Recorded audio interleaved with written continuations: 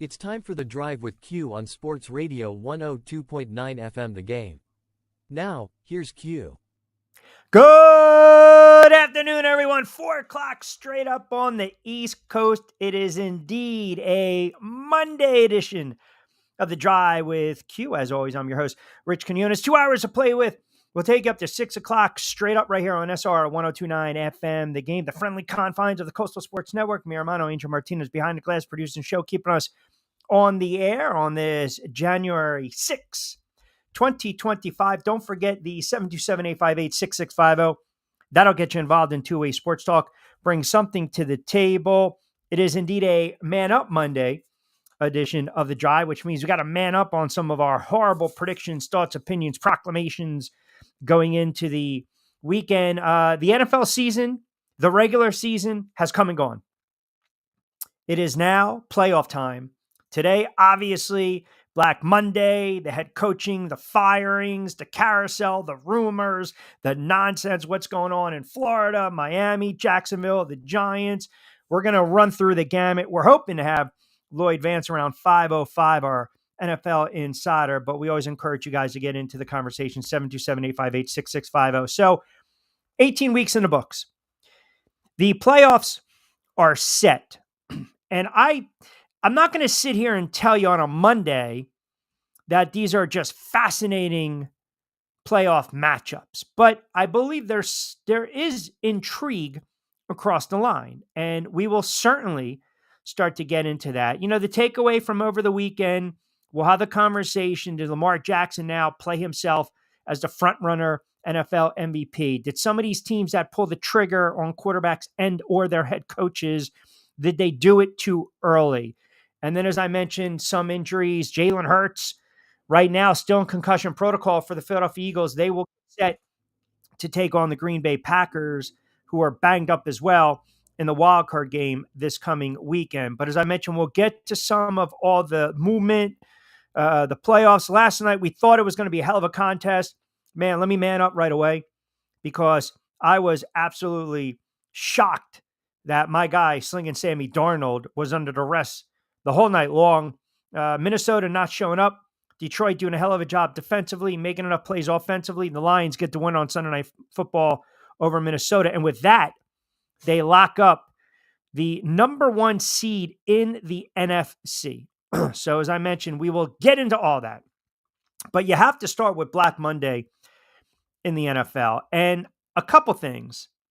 I mentioned to you guys several weeks ago that there was no way Doug Peterson and Gerard Mayo were going to last with their respective franchises. And a couple of you Patriot fans, Pats fans, were getting on me, saying, come on, you gotta be patient, Patriots don't even wait until the players were showered and they relieved Gerard Mayo of his duties. After one season, they fire Gerard Mayo. And a lot of people are saying, well, you know what? He undermined Belichick. Here you go. He deserves it. Or you pulled the trigger too soon. It was a poorly constructed roster. Sure, you got to win yesterday. We'll go through Tankathon in a moment. Listen, I don't know where I'm at with this, to be quite honest. I don't know where I sit with this, because I'll say this. If you pulled the plug too soon, right? You never like when GMs or ownership has to come out and say, we still believe he can be a very good head coach in this league. Well, then what the hell did you fire him in the first place? And I think Mayo I think it was a little more of an easier decision. I'm going to tell you why. Because if you go back again, early on training camp in the summer, listen, what was he talking about? He was talking about, I'm not going to quarterback controversy. Right away, quarterback controversy. Here we go. I'm not going to show my hand, or no, I'm going to name said player as a starter right off the bat. Then the season starts. They got to win against Cincinnati. Maybe you're feeling pretty good about yourself. And he comes out with some of these comments prior to the losing streaks. The players are soft. I can only take them up to the line. I think you have growing pains. And I think there was an expectation when you hire a first time head coach who played with an organization. I think there's always pressure. I also have said this over the years. You're in a really tough spot, man, if you're the guy to follow the guy. And Mayo turned around and again, what does he do? He follows Bill Belichick. And that's a tough act to follow. It's very tough to follow the hoodie. And you just knew it was a poorly constructed roster. They think they have a quarterback. I mean, hell, that kid yesterday that came out balling out of nowhere, the kid Milton. And maybe you thought you had a couple pieces of the puzzle to build upon. You win the game, obviously, no longer number one draft pick. That distinction belongs to Cleveland. Tennessee, then Cleveland, then the Giants, right? Tennessee, Cleveland, then the Giants. New England's number 4. Got to get it right. And your patience wears thin. And I believe the fact that when you come out as a head coach and you rip, and this is what Doug did, he took a shot at the fan base too, and the players. When you start to rip into your players openly and you make certain comments talking about softness, it's never a good thing. And you're not backing it up with wins. The defense regressed. They regressed. They had 12 takeaways. I mean, last in the NFL in quarterback contacts and hits. And he also, again, had to keep walking back certain comments.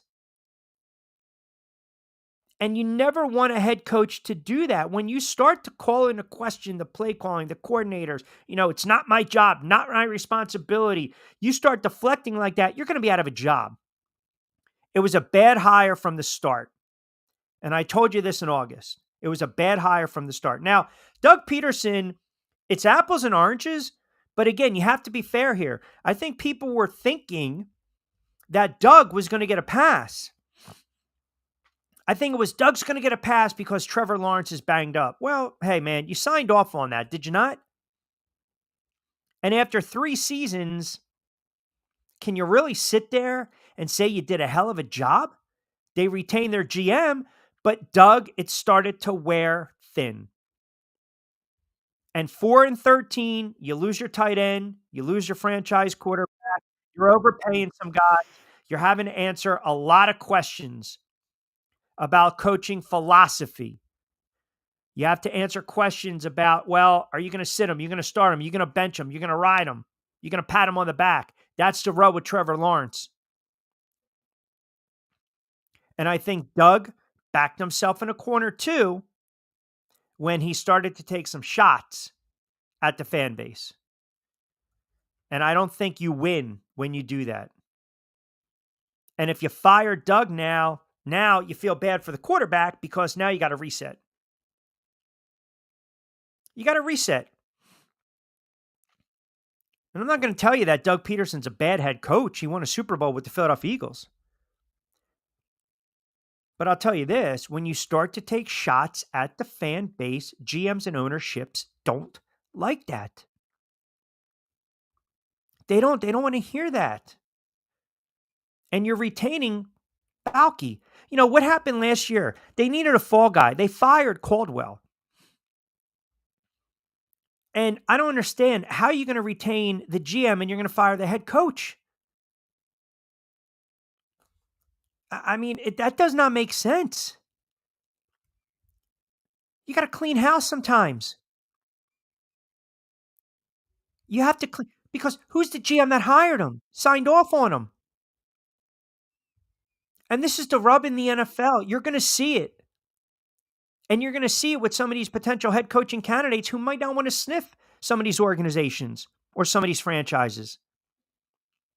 And I don't blame them because they're in disarray. Some of them have literally no rhyme or reason to what they're doing. They have zero rhyme or reason. The Patriots right now are a rudderless ship. Sorry, Pats fans. They are a rudderless ship. And you probably have some vets on that team that backed Mayo. Okay. And maybe they didn't have patience to stick with him. Fine. but you're admitting it was a bad hire in the first place. If you're gonna hire Gerard Mayo, and then you have to understand there's gonna be rookie mistakes. You're not, if you're not building, if you're not drafting the right way, if you're not bringing in the right coaching staff, when you hire young coaches or inexperienced coaches, the best thing to do is get them a coaching staff that has experience so they can rely on these guys, so they can fall back on these guys. The coaching staff that was presently constructed was one of the worst in football. The rosters from top to bottom was one of the worst in football. Worst in football. They did not give it time to sit, to marinate. But as I mentioned, when you go and you're not even getting ready to start the season, and you're already showing your hand on the quarterback. You're showing your hand on the quarterback. I mean, and I'm not going to get into this, you cost a draft pick, you went out and you won the game. There's a lot of speculation and rumors and hearsay going on, and who undermined it, who took the shot, was there dissension in the locker room? Was the message falling on deaf ears? You're going to hear all that kind of crap leak out, because when guys get fired, that's when people come out of the woodwork, and what do? They like to tap dance on their grave. That's exactly what they do. And you're probably going to hear stories. You're going to hear the same thing in Jacksonville with Doug. You're going to hear it. And listen, Gerard Mayo is not the only, responsible here. He's not the only one to blame for this disastrous season. Let's just stop.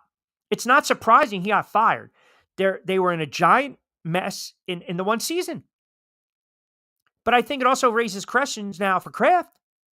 I mean, you fire this guy a little over an hour after the conclusion of your win against Buffalo, which cost New England number 1 draft pick, by the way. Listen, Mayo was not going to be able to save his ass. He just wasn't. He was a lame duck.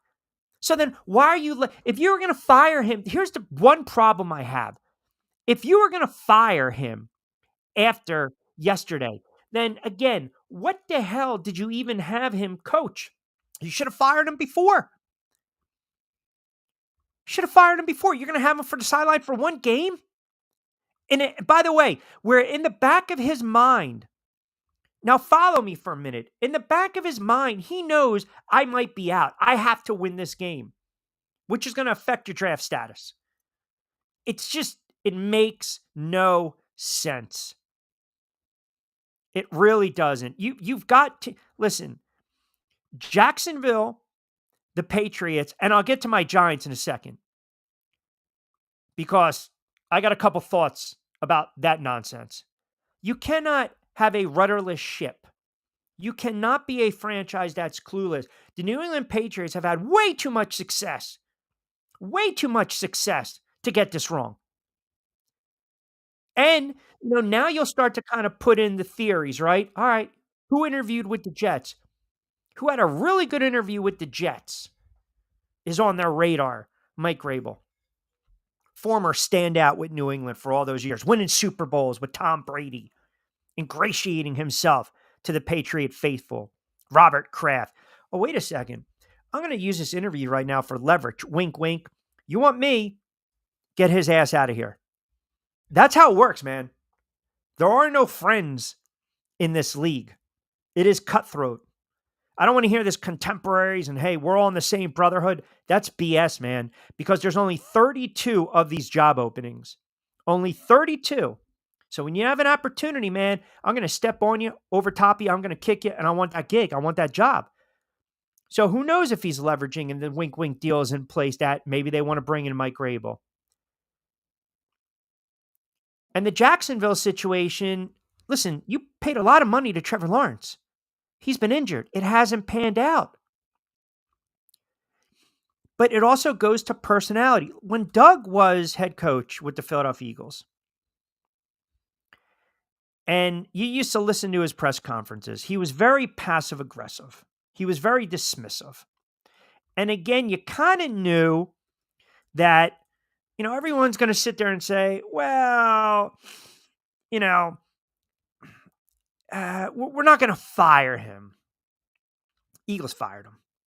And if you really read between the lines, Jacksonville fired Doug after this collapse. And it pretty much, even though the Eagles had a substantial amount more success, it pretty much mirrored the last days of his tenure with the Philadelphia Eagles. It got ugly, man. It got ugly. It really did. And they decided, we're going to fire you after the 2020 season. Took off 2021, let me recharge, spend time with the family, and then he jumped back into coaching. And he took a gig with Jacksonville. I mean, again, can Doug Peterson in the right fit? Is he still a good head coach? I think when you win a Super Bowl, there's something to be said. But it's just the downfall. It's like history is repeating itself right now for this guy. And you just knew he looked like a beaten man sitting up there. A beaten head coach. It's kind of like when Chip Kelly, when the Eagles lost to Tampa Bay, Detroit, Miami. Chip Kelly, he wasn't humble.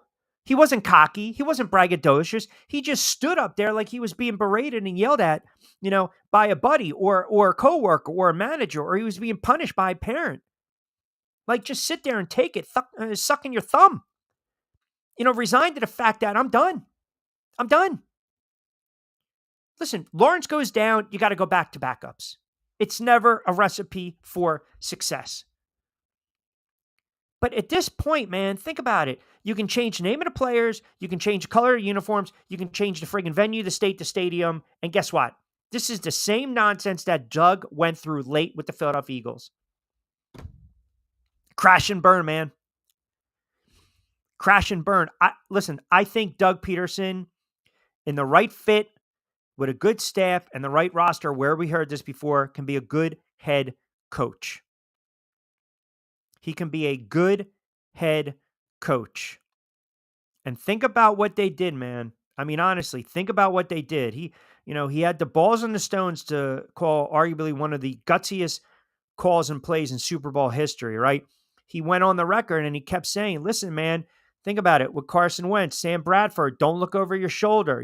Hey, drafting to Jalen Hurts. Maybe they didn't see eye to eye, winning that game late against the Giants. And, again, it was a bad look. It was a bad look.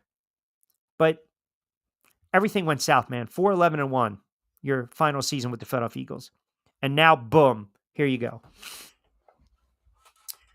18 past 4 o'clock hour, just cranking it up on a Man Up Monday edition of The Drive with Q. We'll take you up to 6 o'clock straight up. 727-858-6650. Let's see what you guys have to say out there before we take a time out. And I promise for the Giant fans, I will get to my Giant take. Jerry, Happy New Year. Wow, that intro was Francis. Thank you. Mayo had no idea what he was doing on the sideline. Jerry, yeah, I mean, you guys got a pulse of what's going on up there. I'm curious. You happy with the move? You're not happy with the move? Do you think they kind of pulled the trigger too soon? I think, and again, this is just my opinion, when you go back and you listen to Gerard Mayo's comments and you're talking about the starting quarterback, if you recall, I went on the air and I said, wow, you cannot, under any circumstances, show your hand and name your starting quarterback. You just can't. You just can't. Like, you got to play that close to the vest, man. You just can't come out. And I don't have a problem just saying, hey, well, you know what? A veteran has veteran experience. We believe that May has some talent, blah, blah, blah. Here we go. But that's not what he did. That's not what he did. And sometimes the best thing to do is just don't even say anything. Right? Don't even say anything. I mean, you're talking about who's outplaying who. Again, I would not have said that. I would not have turned around as a head coach and say Drake May's outplaying Jacoby Brissett. And now you put yourself in a tough spot. And the offensive line stinks. The receivers aren't good enough. So it doesn't matter if it's May, a young kid, or a veteran back there. You don't have the talent to support that. You don't. And the problem is Gerard Mayo started to dance around that topic. It's exactly what everyone is saying up here. He should have been fired last week and let the worst coach on the staff to coach the last game and guarantee a win yesterday and hang on to the first pick. Yeah, I mean, sometimes it blows up in your face. And again, I'm not the proponent of tanking, right? But you can see yesterday what happened in the NFL. I mean, you can see exactly how it panned out, right? GPG, what's up, Q? How you doing on this overreaction Monday? It's a man up. It's a man up Monday. You think Sam Darnold's still MVP? I never said Sam Darnold was the MVP. I didn't say Baker was, though. You almost got bad Baker yesterday, GPG. Let me tell you something. Bucks fans, you are so friggin' lucky that Atlanta, well, we knew Atlanta was going to roll over, or Atlanta was in a dogfight yesterday, but you are so friggin' lucky that they were able to beat a horrible Saints team, because I was sitting there when Baker threw the pick, when he was inconsistent. I was getting, but see, you got bailed out yesterday because you ran for $1.76. No. Baker's not the MVP. Sam Darnold's comeback player of the year. Josh Allen is still the MVP of the NFL. 20 past 4 o'clock hour. We're just cranking it up on a Monday edition of The Drive with Q Rich Quinones here. Me, Romano, Angel Martinez behind the glass. Keep it locked into Sports Radio 102.9 FM, The Game, Southwest Florida's newest game in town. We'll go back to your text messages, comments, calls, thoughts, tweets on the other side, 727-858-6650. Yes, Giant fans, I will give you my thoughts on the news today that the New York Football Giants decide to retain the GM and the head coach. I will try to not say their name. Am I okay with this scenario and this situation? Let's just say the weather is shitty in New Jersey. There's a lot of snow. It is cold. Wake me up in the spring 2026. We will get into that as well on the other side. We're powered by our good friends over at Fresh Roasted Coffee. You just saw the graphic right there. BYP20. That'll save you 20% off your first purchase. And of course, Zen Auto Concepts. Oh, you love to be in Stuart, Florida right now, or Tampa for that matter. The #1 detailing shop in all of Florida. Quick timeout. We'll come back on the other side. Adopt US Kids presents What to Expect When You're Expecting. A teenager. Learning the lingo. Today I'm going to help parents translate teen slang. Now, when a teen says something is on fleek, it's exactly like saying, that's rad. It simply means that something is awesome or cool. Another one is totes. It's exactly like saying, totally, just shorter. As in, I totes love going to the mall with Becca. Another word you might hear is jelly. Jelly is a shorter, better way to say jealous. As in, Chloe, I am like so jelly of your unicorn phone case. You don't have to speak teen to be a perfect parent. Thousands of teens in foster care will think you're, rad, just the same. To learn more, visit adoptuskids.org. A public service announcement brought to you by the U.S. Department of Health and Human Services, Adopt U.S. Kids, and the Ad Council. This is the story of a very special woman. In a matter of seconds, she turned herself into a great mathematician or an entrepreneur. Her knowledge was limitless and still is. She could also make monsters disappear, especially those that lurked in the shadows under the bed. Once, this woman put back together a teenage girl's broken heart, which had been shattered in 1,000 pieces, just by giving her a bear hug. She masqueraded as a regular person at work, but as a superhero at home. Everyone knows her as Gabriella. I still call her Mom. Your hero needs you now, and AARP is here to help. Find the care guides you need to help, complete with tips and resources at aarp.org/caregiving. A public service announcement brought to you by AARP and the Ad Council. Download the Sports Radio 102.9 FM The Game app and tell your friends that Florida has a new leader in digital sports radio. All right, welcome back. 24 past the 4 o'clock hour. I got 36 things going on in here. I mean, it's ridiculous. I'm still looking outside with my right eye to see all the friggin' nonsense, snow coming down. I got the fresh roasted coffee, which, oh, by the way, I just spilled a little bit on myself. So I think it's because we're getting, I don't say disheveled or getting rattled on the air. We never get disheveled or rattled, but I'm getting aggravated. I'm getting antsy. 727-858-6650. Let me get to more of your comments, and then I will give you my thoughts on, no, it's not a Happy New Year, Joey B. It really isn't, to be honest with you. Happy New Year. Pats and the Jags. How many more openings by the end of today? You got a situation with the Saints, situation with the Jets, situation with the Bears, right? So Jets, Saints, Bears, that's 3. Jacksonville, 4. New England, 5. We don't, Antonio Pierce. I don't know what's going to happen with Antonio Pierce. That would potentially be 6. We know where there's not going to be an opening, right? We know where there's not going to be an opening. And that would be with the New York Giants. And let me just spend a moment, because I'm watching yesterday this game, and I'm saying to myself, okay, the way the game was called and the way that the Giants were playing the game, it gave me the impression, the perception, it was a borderline preseason game, right? Borderline preseason game. So then I take a step back. I'm like, oh man, these two are probably safe. Because if you think you're about to get fired and you're really protective of your job, you're going to do anything in your power to try to save it, right? And in the case of being an NFL head coach, you want to try to win the game. Now, it was already moot with the draft position because the Giants needed the Titans to win, which we know wasn't going to happen. And they also needed the Pats to win. Well, you got 1 out of 2. Cleveland was locked in. The Giants were pretty much stuck to where they were. So they lose the game to the Philadelphia Eagles. Okay, fine. All right. You finish a debacle of a season. A debacle of a season. Like 100 years of friggin' Giant football.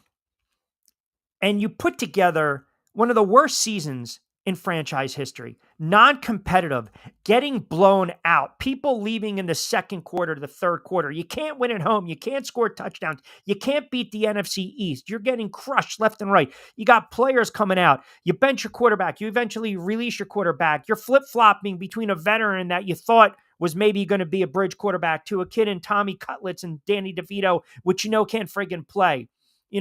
Every week you look like a beaten down, trodden person. And you got the GM to thank to that. And then what does John Mara do today? John Mara comes out, doesn't even let this marinate, doesn't even sit and wait a day or two. Comes out right away and says, GM Joe Schoen and head coach Brian Daboll will be back. Okay? We'll be back. Doesn't even let it linger. Doesn't even let it sit. Doesn't even sit down with Tish. And here we go. Let's talk about it. Let's think about it. Let's be judicious here. Let's take a certain approach. Do I want to turn around and fire the head coach and keep the GM? Do I want to turn around and fire the GM and fire the head coach? And then all of a sudden I got to bring in 2 new cats. Do I want to keep going through the fact that hired McAdoo didn't work out, hired Shermer was a disgrace, hired Joe Judge was an absolute abysmal abomination? Do I want to fire Brian Daboll, who was the coach of the year? And then you got to sit there and you come out and you basically saying, I'm retaining these guys. Okay, fine. You're retaining these guys. Here's the problem with saying that. They are lame duck head coach and a lame duck GM entering 2025. You know it, and I know it. So then what the hell are you bringing them back for 1 year where what? They can spend like a friggin' drunken sailor. They can make horrible draft picks, draft choices. They can try to sign players that aren't going to make an impact within 2 to 3 years. By Mara coming out and basically saying, I'm losing patience. That was your cue. They should have fired Brian Daboll after the loss. Again, After the loss to the Carolina Panthers, I came on these airwaves and said, enough. It's insanity. It's absolutely insanity that you have to watch this nonsense week in and week out, year in and year out. I mean, there's no justification. There's none. None. You go 6-11 in 2023. You lose 7-8 in 1 point.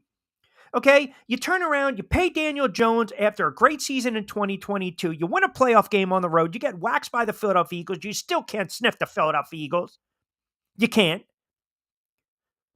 You get blown out last year to the Raiders, the Cowboys, and Washington. You don't show up for 4 to 5 to end the season. You don't fire the head coach. You come out and say, we've done everything to ruin this kid, Daniel Jones. After he's coming off a bad injury, you put the expectation he's going to be 100% healthy. Okay, you can't win at home. You can't win in the division. You can't beat the Eagles. You've been non-competitive with some of these games. You had 10 losses in a row, 11 out of 12. Your defense sucks. Your offense is inept. And you're going to keep the head coach. Oh, you got rid of Wink Martindale, which was the right move. What the hell did you turn around and hire him for the first place? Brian Daboll, here, Mike Kafka, here are the keys to the offense. What offense? And all of a sudden, you're going to take, again, play calling away from Mike Kafka. There's no justification, and you should not come out right away and sit there and say, we're going to retain these guys so they can be dead man walking after what? A 2-7 start? A 2-7 start. And I'm supposed to sit here as a fan, as a Giant fan, and I'm supposed to be okay with that? It's embarrassing. That's not how you run a franchise. You don't run a franchise like that. There's no justification. Look, you can lose in the NFL. You can lose. Carolina loses a lot of football games, but you saw a little juice, a little life from Bryce Young. You see they're trying to build something. The worst mistake for the Giants was winning a playoff game. That was the worst mistake. This GM, his decision-making, it's been horrible. It's been horrible. Come on, man. You give Daniel Jones $160 million. You trade for Darren Waller that wanted to wrap in the offseason and friggin' retire. A third-round pick after one season. I want to sing. Go sing. You draft Evan Neal, who was considered a top offensive tackle. He's a bust. You know why? It's because ownerships of some of these teams are so stubborn and they don't want to have egg on their face. They don't want to admit they made a mistake. Mara does not want to admit he made a mistake. He doesn't want to be an owner that is hiring and firing guys at will. But then the GM signs a backup in Drew Lock, and what? Drew Lock can't beat out Tommy DeVito. I mean, again, you guys know I don't like the term tank. I don't. It's an ugly, ugly quitter's mentality, nasty word. But I'm watching the game yesterday, and I'm texting my buddies, and I'm kind of joking. I'm like, you know what? These clowns might win this friggin' game. And then you realize on a couple fourth down plays, they elect to punt and not go for it. And that pretty much told me that they weren't going to get fired, that the head coach was safe. Because if you think your job's in jeopardy, you're going to try to go out your way. If I'm going to get fired, I'm going to screw the franchise with a draft pick, and I'm going to try to win the game and show that I'm all in. Nope, not happening. No, not happening. It's just unbelievable. Unbelievable. I can't do it. I can't. 727-858-6650. Jerry, Rhode Island, Mayo, he did that last week telling media Gibson was going to start because Stevenson has fumbled too much and then started Stevenson. Yeah, listen, some of these coaches are clueless. Some of these coaches, and the other thing too, Jerry, to your point, Mayo, Pierce, Doug, former players. They were former players. The mindset especially Pierce and Mayo, defensive guys, your mindset is toughness, man. You got to be out there. Don't be soft. Yeah, but you don't say that in front of the microphone. You don't say that during a press conference. Mike Grable, I can see him if he takes the Jet job. He's going to turn around and, mention to one of these reporters, that's a dumbass question. Dan Campbell gets away with it. You know why? Because Dan Campbell was a tough, hard-nosed player. He was a blue-collar, scrappy player. He didn't get the accolades. He didn't get the love. He didn't get the flowers. His personality defines the Lions. See, there's the problem. There's the issue with a team like Jacksonville, with a team like the Raiders, with a team like the Giants. Insert the Bears, the Patriots. These teams that are winning in the NFL, we look at their quarterback first, right? The quarterback is the face of the franchise. I say it all the time. But not for all 32 teams. You want a guy, you want a head coach. Dan Campbell is the face of the Detroit Lions. He's the face of that franchise because he's blue collar, in your face. He's going to bite the friggin' kneecaps. He's going to spit them out. He's going to lift weights. He's going to jerk them all over the place. He's going to down a couple brews. He's blue collar, clock in, clock out, and get the hell out of there. And if he's got to work overtime, he's going to do it. That is what Detroit is. You got guys working online building cars, man. 16, 17, 18-hour days. That's Detroit. Campbell is the face of that franchise. He's the perfect head coach for that franchise. These other teams that I mentioned that have no head coaches right now, you got to have a guy that's going to be the face, especially if you don't have quarterbacks, especially if you have a rudderless ship, period. And that's what they're still looking for. And I think the decision by Mara to come out right away and back these guys, I think he's more inclined, he supports the GM more than the head coach. And the problem I have with Brian Daboll, and I've had this problem with other head coaches, when you burst onto the scene, I'll never forget, I believe it was, I have to pull up the game, so bear with me for a moment. I'm going to say 2016.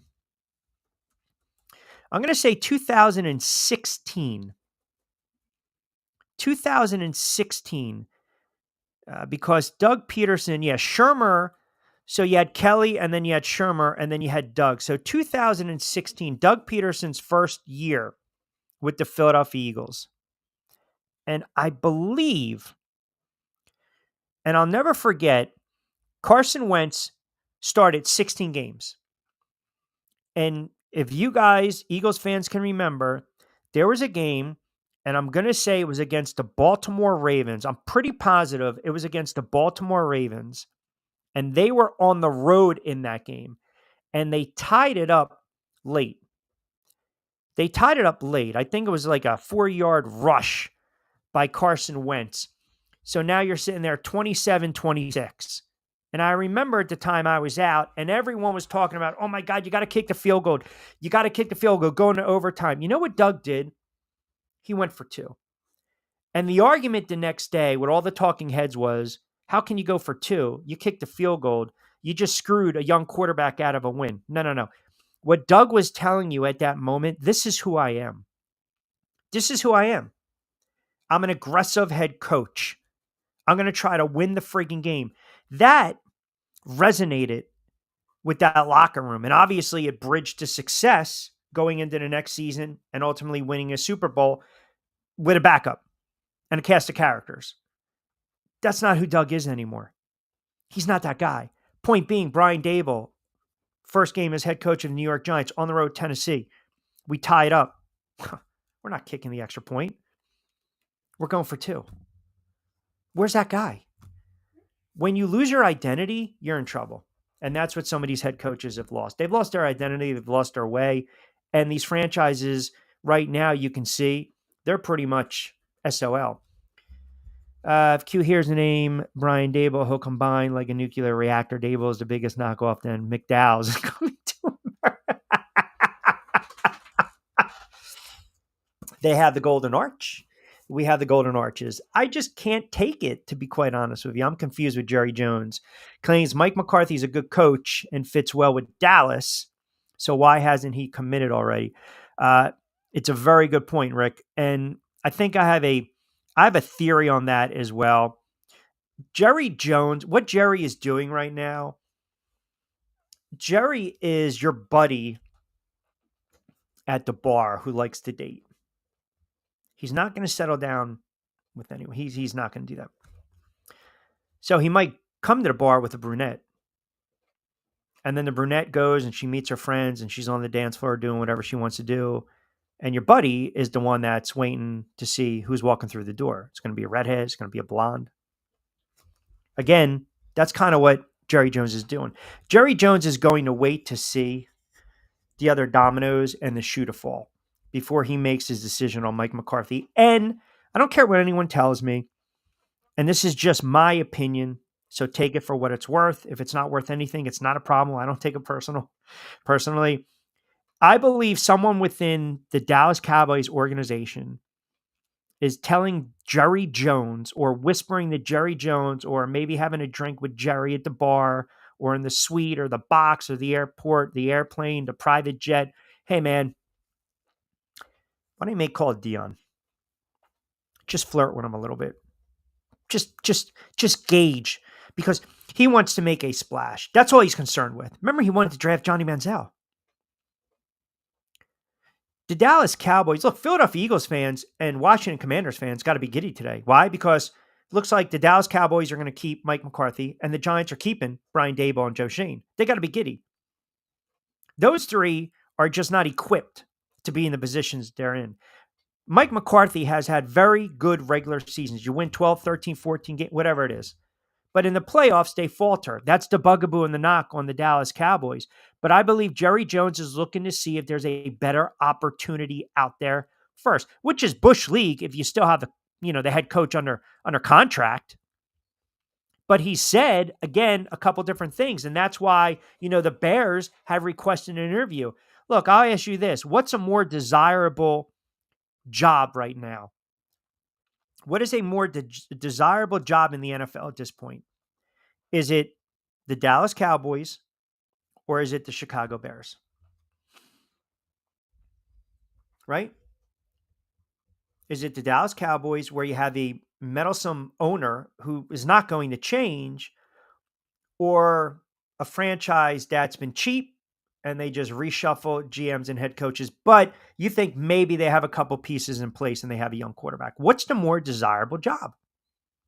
You might get on national TV more if you're coaching the Dallas Cowboys, but do you want to go through that nonsense? Right? And Jerry Jones hasn't responded yet. So what's he doing? Is he waiting to see if there's a better offer? Is he trying to make some calls? Or is he basically kind of just, what, Mike McCarthy, kind of blocking him? If you sit there and you said a week ago you like the direction, you're praising Mike McCarthy, but you're not going to commit to him, that comes off as very insincere, right? Pretty false, pretty fake. 727-858-6650. 727-858-6650. Drake May equals robot. Joe Milton III equals athlete and a baller. Will hide a lot of bad play calling. When plays break down with his legs, fun to watch him play, actually. We're falling in love because of one game. And the kid made plays, don't get me wrong. The kid made plays, 100%, don't get me wrong. But, is there a reason he fell in the draft like that, right? What's going on, Penguin? Good afternoon to you, as well as the chat, 727-858-6650. Not a believer in Belichick. Brady leaves and proves he's real in Tampa, and Bill falls late or falls into a hole. I thought Rick was calling me an a-hole. Wouldn't be the first time. Pats fan crying here. Our guy Gabe from Critical. I think Belichick just... Are we going to dismiss what Belichick has done in his career?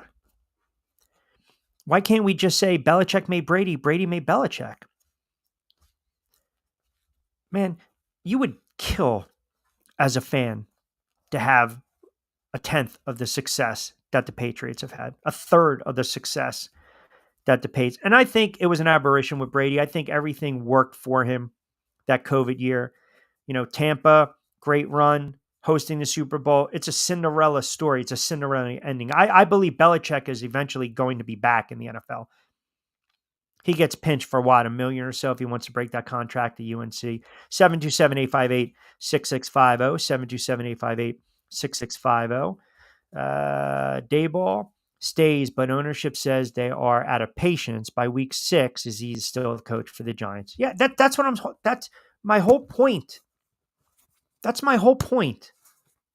Like, what's the point of coming out and saying what you said? Because you're going into the season, unless John Mara comes out tomorrow or next week and you commit, if you're going to go all in, then go all in and say, look, I've extended Brian Daboll and Joe Schoen for 2 more years. That's it. For 2 more years. Instead of just being a dead man walking or a lame duck coach. 727-858-6650. I'm just looking at the comments. Tyreek Hill refusing to go back in the game. I saw that. Business decisions being made on week 17. Amazing. It's not so much the inmates running the asylum. It's just, I think there's a disconnect with Tyreek Hill and what's going on in Miami. And there's this frustration. But look, Tyreek Hill decided to what? He wanted to take the coin and not chase rings. He wanted the coin. Did he not? 727-858-6650. All right, quick timeout. We'll come back on the other side. Joey will have last comment before the... Oh, look at that. Just whoop, whoop, like little peep show goes in and out. You got to get that quarter in there. Right? You got to get that quarter in there. 727-858-6650. Hoping to hear from Lloyd Vance in the 5 o'clock hour. We'll run through the gamut. NFL, playoff pitcher, wild card set. You got the matchups as well. We'll get into a little more of the MVP race. And again, Black Monday in the NFL. Already some coaches, their heads are rolling. We'll get your thoughts on that. 727-858-6650. Keep it locked in. We'll take you up to 6. Hey, Dad. Your prescription will be ready in just a minute. Hey, Dad. Your laundry will be ready in just a minute. Dad, your lunch will be ready in just a minute. Hey, honey. Why don't you take a minute? When you help care for a loved one, you give them as much time as you can, making sure they're safe and comfortable. But it's just as important that you take some time for yourself. At AARP, we can help with information and useful tips on how you can maintain a healthy life balance, care for your own physical and mental well-being, and manage the challenges of caring for a loved one. Because the better care you take of yourself, the better care you can provide for your loved one. Thanks, Dad. Thank you. You're there for them. We're here for you. Find free care guides to support you and your loved one at aarp.org/caregiving. That's aarp.org/caregiving. A public service announcement brought to you by AARP and the Ad Council.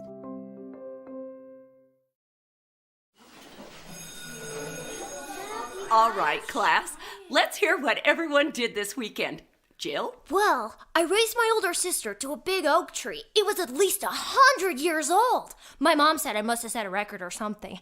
And then we went down by a stream and perched up on this huge rock and saw all these little minnows swimming around way below us. And then I rescued my little brother from an evil slug king who was guarding him at the bush fortress. And my sister and I brought him back to our super twig fort for safety. And then we all laid out and told stories until it got dark. And the Big Dipper led us all the way home. Wow. Awesome. Where were you, Jill? Yeah. We went to the forest. It's not that far away. Anyone want to come this weekend? Ask your parents to take you and your friends to the forest this week and find the fun, adventurous you. It's closer than you think. Check out discovertheforest.org. Brought to you by the U.S. Forest Service and the Ad Council. Call or text the show at 727-858-6650. Now, back to Q. Hey, bumper guy, welcome back. Fast approach to 5 o'clock hour. You guys are fantastic. Coming in with the comments, 727-858-6650. No, this is not a Death Star microphone. No, I don't need any quaaludes to calm me down with my Giants. I see some of the comments to my left. I see some of the comments on Facebook. I see some of the comments on X as well. 727-858-6650. You know what? We have not heard from the Bunker Boys today. Very interesting. I think the B-Boys should be nervous. And I'm going to tell you why. Because Jalen Hurts is still in concussion protocol. Now, I think I mentioned the other day that that's not going to be a gimme game against the Green Bay Packers. And I know the wide receiver went down and Love got banged up. Well, let's do this. So here's where we're at wild card. Saturday, 4:30 CBS. Chargers and the Texans, and then the Pittsburgh Steelers, which have just, they're a bunch of friggin' frauds. I mean, the Ravens are laying 10, 11. Ravens might smack the you-know-what out of the Pittsburgh Steelers. Sunday, the Broncos and the Bills, that's going to be a very fun game to watch. Packers and the Eagles, 4:30. I thought maybe that would have been an 8 o'clock affair. And they stick on Washington against Tampa Bay at 8. And then you get Monday night, Vikings and the Rams. I don't like the scheduling quirk. That bothers me. It does. Because you're going from Monday night. Now, is that really fair if you're going to turn around and make these guys play on a Saturday? Like, yeah, I'm not a fan of that at all. 727-858-6650. Even Bears fans, a.k.a. Devin Studio B, even laughing at the Giants today. Well, the Bears got their issues. They got their issues. I don't know why you guys are fixated on my snow mic. It's a great mic. I'm calling it Jimmy G to the Giants. Get the hell out of here. Bite your tongue. I think the Eagles are going to be in for a good scrap, a good fight against the Packers. Here we go. Q ranting, getting redder and redder in the forehead, more movement with both arms and the hands. I mean, what do you want from me, right? I mean, it's a bad look by the Giants. Joey D in South Philly, Joe D in South Philly chiming in. Q, you mentioned Hurts is in concussion protocol. I don't read too much into it. I don't like this matchup at all. I think Green Bay is young and dumb enough and naive enough to think they can come in here and win it. Green Bay Packers are a talented team. Like, I don't think it has, and I know the expression young and dumb, blah, blah, blah, fill in the blank. The Packers are a talented team. Eagles are that should have opened about 3.5, 4.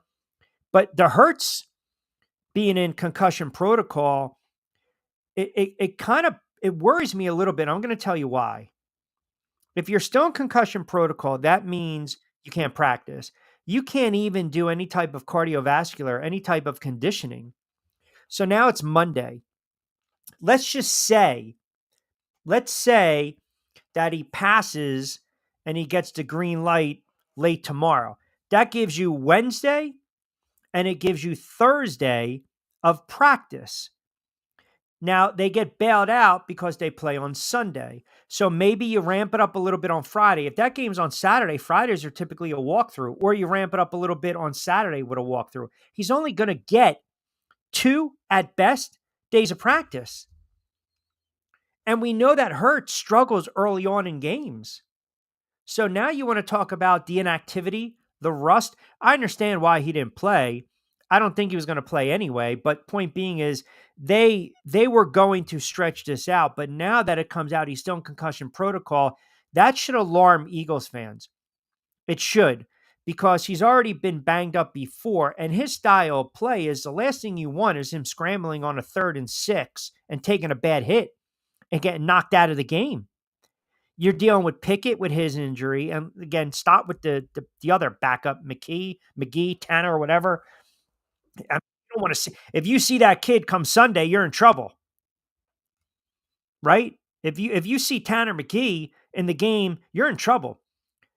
Means your quarterback's been knocked out. So I would be a little concerned here with Jalen Hurts and the Philadelphia Eagles. Now, you can combat that and you can turn around.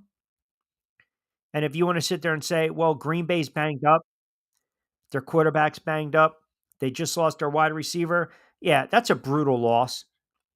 And they got hit hard with the injury bug.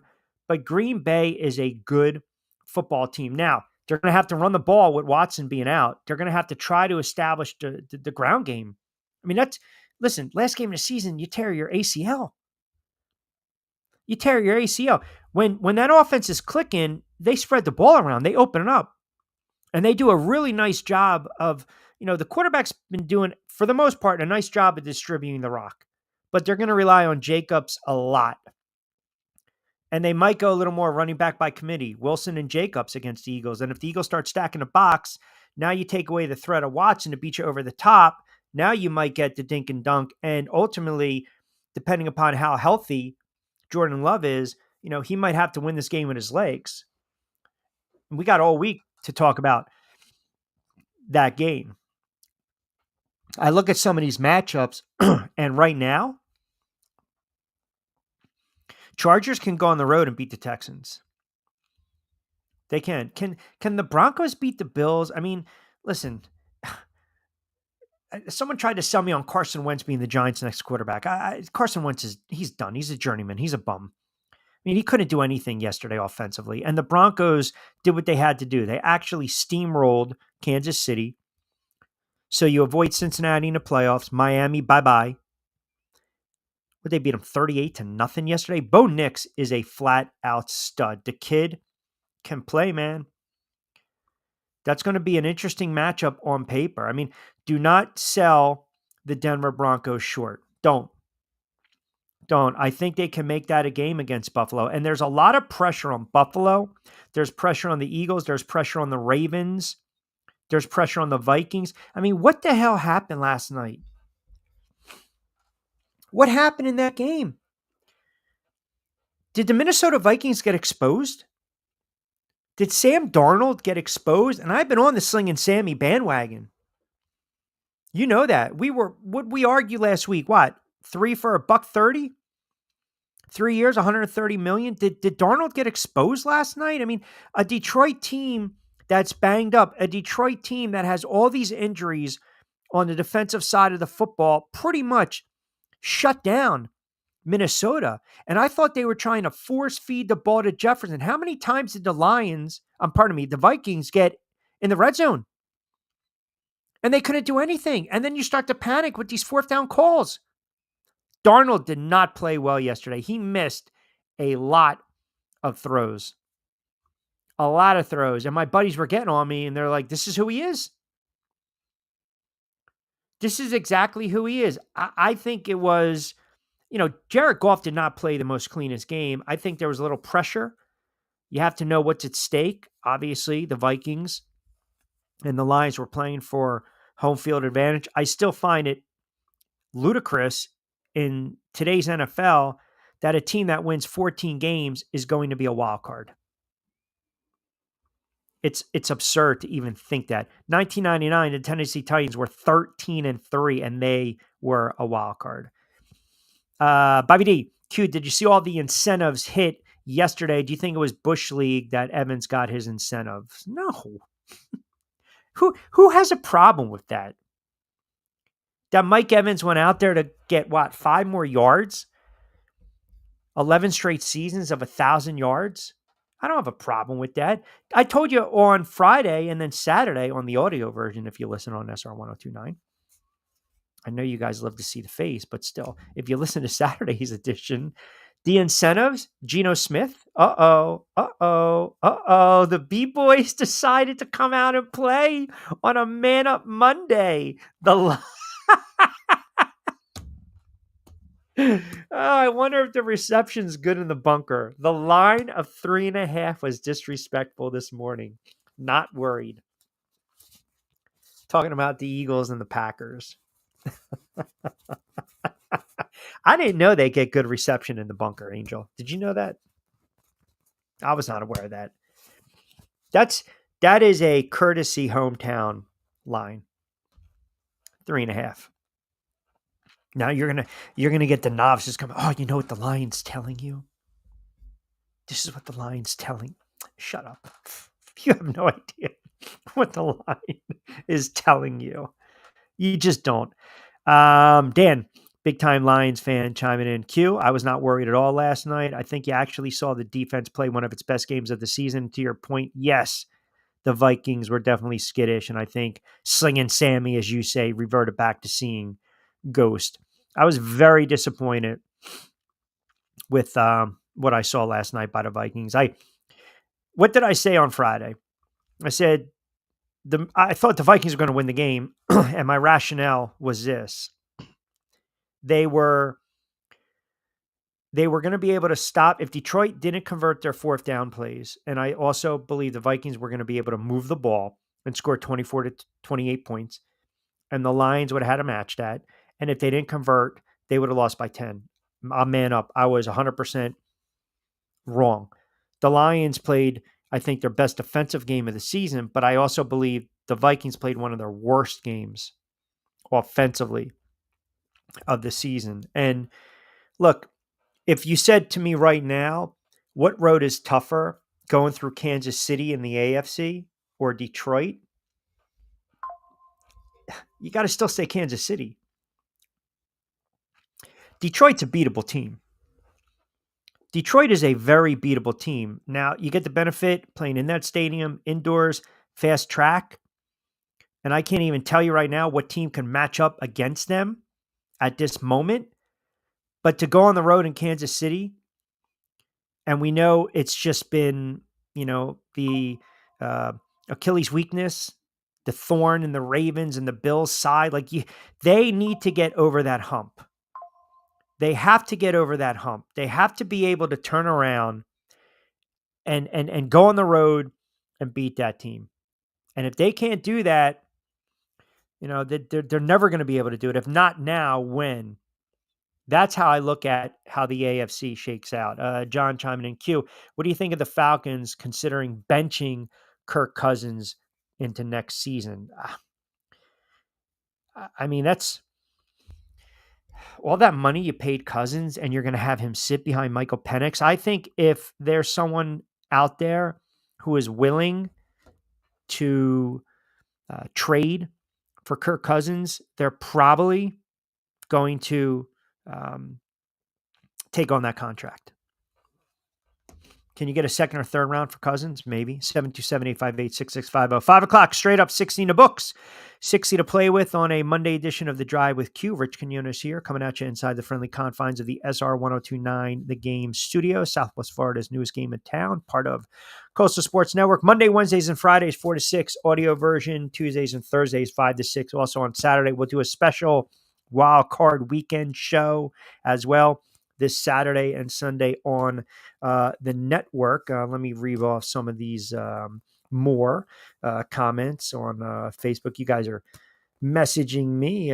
Tommy in Tampa Bay. Q, you're right. It got a little shaky there for my Bucks and Baker Mayfield, but I'm happy to see them back in the playoffs. Do you think they have a run in them? I don't know. I think the Bucks are they're a decent team. Do they match up with the Lions or Minnesota or the Eagles? I don't know. Can we just say Angel made Q and Q made it? Yeah, absolutely. It goes hand in hand. Belichick, Brady, Belichick. Absolutely. When Angel's mini window pops up, game on.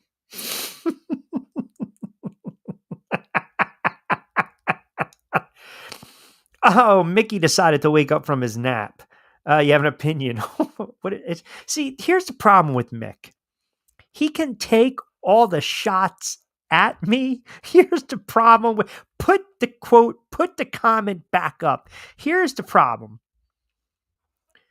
He's sitting there and he's typing away. And Mick's probably just sitting there drinking his Ensure, reading his newspaper, tapping on the old typewriter.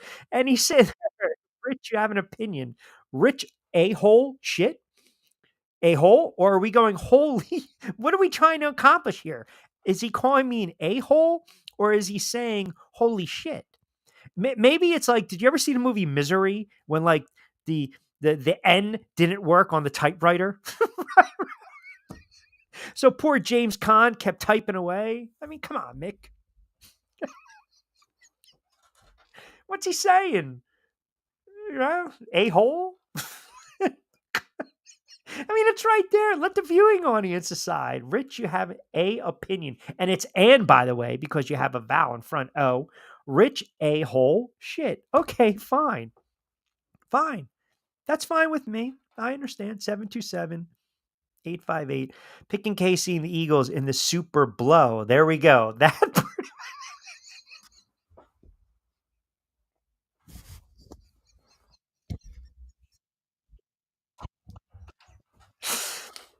yeah. That pretty much sums it up right there, man. That encapsulates the show and what we put out on a daily basis. Yeah.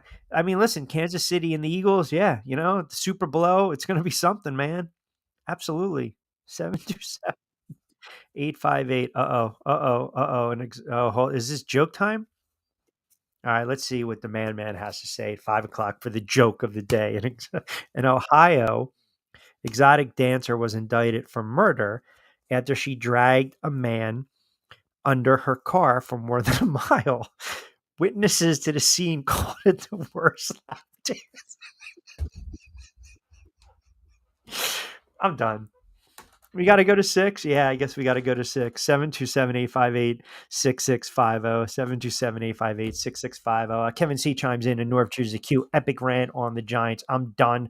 I'm selling my tickets. Forget about the PSL. Forget about the generational talent. Forget about the generational fan in me. I am over Big Blue. There's absolutely no way you justify bringing both these. I'm not going to say what he said. Curse. Both these clowns. I had to stop myself. Both these clowns back. Loving the show as always. Kevin, I don't know what to tell you.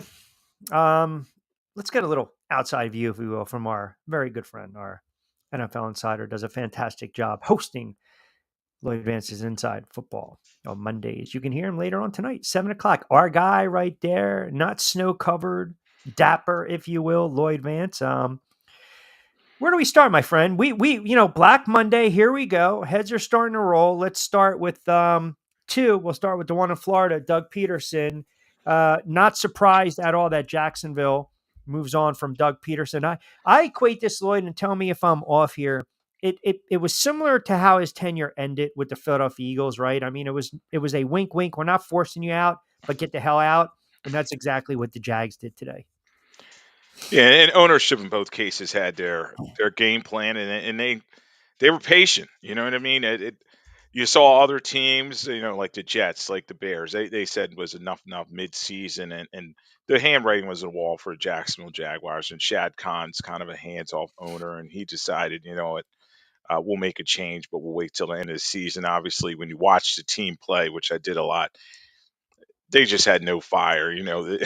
They especially after Trevor Lawrence got hurt, they just kind of finished out the string. And yeah, Peterson, unfortunately, he's a Super Bowl winning head coach. And then you're like, okay, does he go as down with Barry Switzer as one of the worst coaches to win a Super Bowl? It's his record's not very good at this point in his career.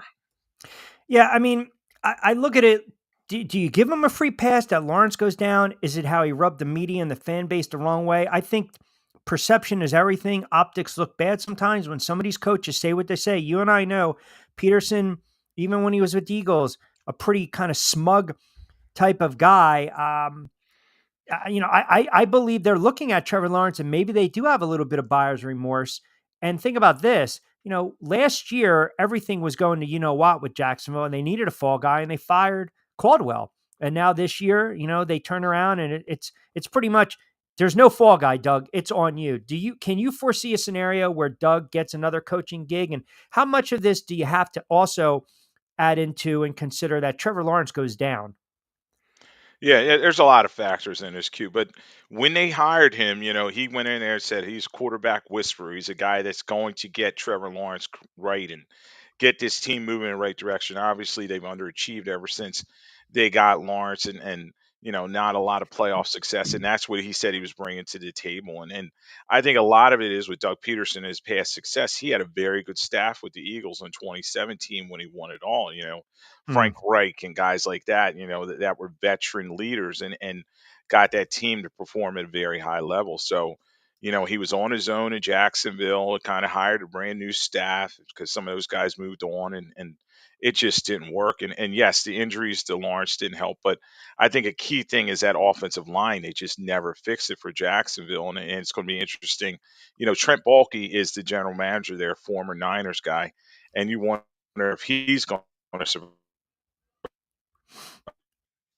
this thing. Yeah, as yeah. well. Listen, you retain him, and you got rid of the head coach, so it's always a interesting case. All right, then you look at what's going on in New England and what's transpired with Gerard Mayo, and I never liked the hire in the first place. You and I discussed it. We thought Doug Peterson, we thought Mayo were going to be out of jobs, and also Antonio Pierce, kind of a wait and see approach there with the Raiders. But I think Mayo screwed himself early on when he mentioned that a rookie quarterback was outplaying a veteran before the season even started. He hurt himself by calling out players, calling them soft. I think he hurt himself when he was flip-flopping and wavering, and a couple of the Pats fans chiming in, I'm going to start one guy, then I'm not going to start, I'm going to pull. I mean, it was a debacle from the get-go. But here's, again, it's nitpicky, but it is a bad look. If you know you're going to fire him, then what the hell did you have him go out there and coach Sunday? And you picked up a win that screwed your draft positioning.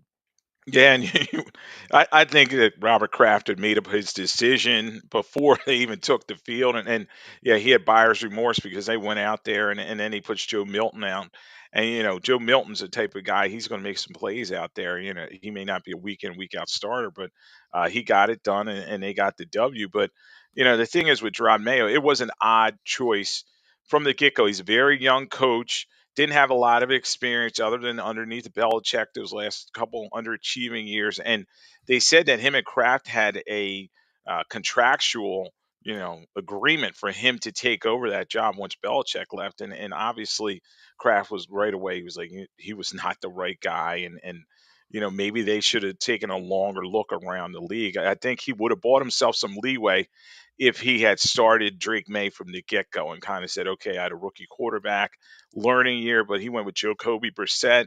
Brissett actually won, the opener against Cincinnati and a few other games, but then he flip-flopped, and it was just no game plan. And then that's the thing what these owners are looking for, whether you're a McVay disciple or one of these veteran coaches. They want a guy that's going to be able to come in there, have a documented game plan, and then execute on it. And then that's what a lot of these coaches that are being fired, they just couldn't execute, or they just didn't have an overall plan. So if you go by that, tell me if you subscribe to this theory at all, that Mike Vrabel is using the Jets interviews as leverage because ultimately he wants the New England Patriot job because of his ties to the Pats. I get it. Mayo has ties to the Pats. They had success. Vrabel was always a Kraft guy at the end of the day. And, you look at Vrabel and his track record coaching the NFL. All right, maybe it doesn't pan out second time around. And that's kind of a wink, wink. I'll use this, right now. I'm an appealing opportunity for the New York Jets. They're looking at me. Maybe Chicago's looking at me. Here we go. Let me interview. Wink, wink. If you're going to pull the trigger. And then, we can sit down and talk. Yeah, and the thing is, Q, with Mike Vrabel, he's available. The NFL kind of changed the rules this year that teams can't bring in the assistants. And you knew a lot in the past, like teams knew who their guy was. They just had to wait for him to be done. Think about Shane Steichen a couple years ago and Jonathan Gannon. But it's a situation now where they have to wait on everybody. And then they'll open up the window a couple weeks, I think late in the playoffs or somewhere around there. But Vrabel's available, well-respected coach. The Jets, maybe they finally got it right, bringing him in first. Take a look at him. He is a leader of men, and he had a proven track record with the Titans. It kind of didn't end well there, and it will be interesting to see if the Patriots get in the mix. But yeah, Kraft definitely should take a look at him as well. Yeah, I never understood why these guys get fired and then ownership or GMs come out and say, well, you know what? He's a hell of a head coach. We believe he can be a hell of a head coach one day. Okay. I mean, yeah, what are we doing here?